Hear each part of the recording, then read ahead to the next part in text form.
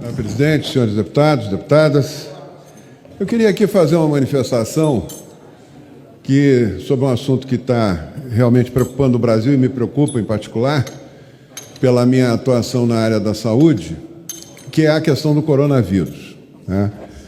Eu quero manifestar aqui minha preocupação com o pânico que está se tentando disseminar na população em relação a essa epidemia, né? Essa epidemia, eu fui gestor público, fui o primeiro gestor que enfrentou o H1N1 no Brasil, né, quando entrou pelo Rio Grande do Sul, e tive uma experiência que me ensinou muito em relação às pandemias e epidemias.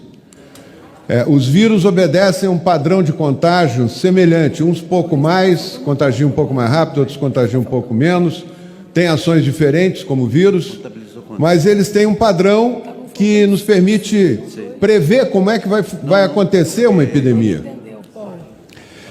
Está se traçando um quadro, está-se dia e noite, através de meios de comunicação, transmitindo para a população um quadro gravíssimo que vai acontecer e que provavelmente não vai acontecer, né? Mas está se assustando muito a população, né? E com isso está se tendo um impacto grande na economia.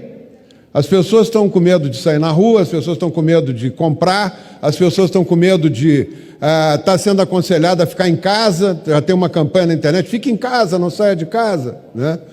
E eu quero dizer que isso não vai interferir na evolução da epidemia.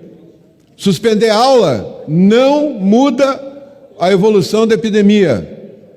Eu tenho os trabalhos publicados, são 5 trabalhos, se eu não me engano, em todas as pandemias que ocorreram, principalmente nas últimas, sobre suspensão de aula e resultado da pandemia, da evolução da pandemia. Não adianta nada. Isso é muito mais para o gestor dizer que está fazendo alguma coisa do que para ajudar a população.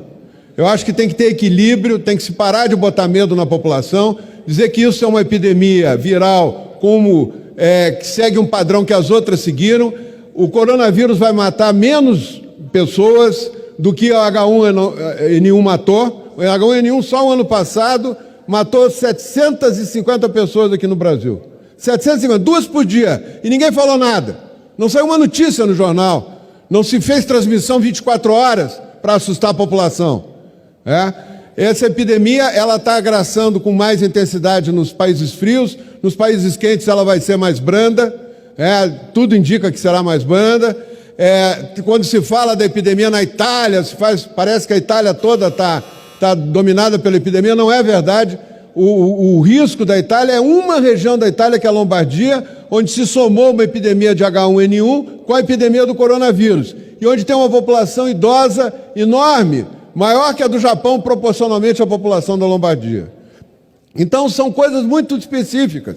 Tem governantes querendo parar tudo, botar todo mundo de quarentena em casa, até para resolver o problema político deles e para mostrar que estão fazendo alguma coisa, inclusive em período eleitoral.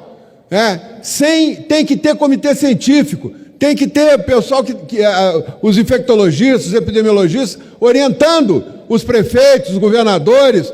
Não é um absurdo fechar shopping, é um absurdo proibir transporte coletivo.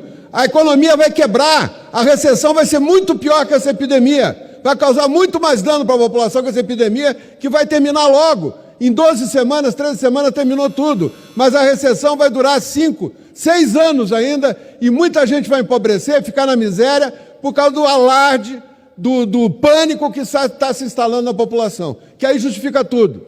Esse decreto de calamidade do presidente, ele é importante, porque ele trata não da epidemia em si, ele cita a questão da epidemia, mas ele trata da questão econômica. Nós temos que nos preocupar se a epidemia termina logo, ela tem um ciclo.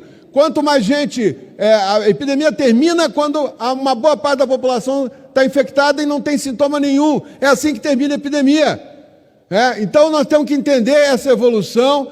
Nós temos rede, o ministro Mandetta está agindo com toda a correção, tem toda a cobertura para atender, está cuidando disso, para atender a necessidade. E a epidemia não pode destruir a economia do Brasil. Eu lembro de novo o que aconteceu com a H1N1. Nós mantivemos toda a atividade econômica do país e isso não alterou em nada